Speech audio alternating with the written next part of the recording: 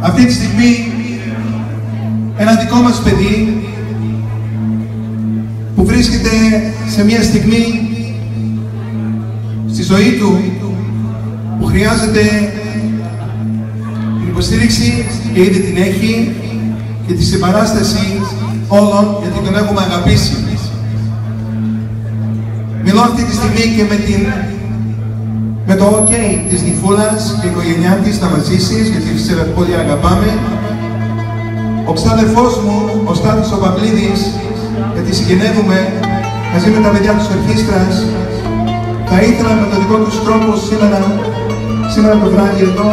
και ήδη και η Νυφούλα το ζήτησε, να αφιερώσουν ένα κομμάτι σε ένα πολύ αγαπημένο καλλιτέχνη, αλλά ένας κύριος της παροικίας που περνά δύσκολες στιγμές. Αυτό το παιδί ήδη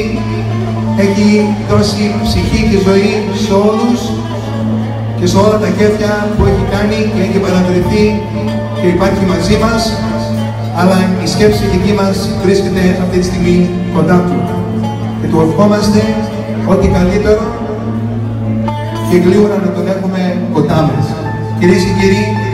ομιλώ για τον Στεφανάκη ο Κυρικόπουλος,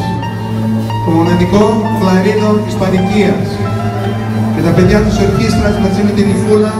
θα θέλουν να εκπληρώσουν το εξής σε αυτό το άτομο, για να το πω και πρώτα παρακαλώ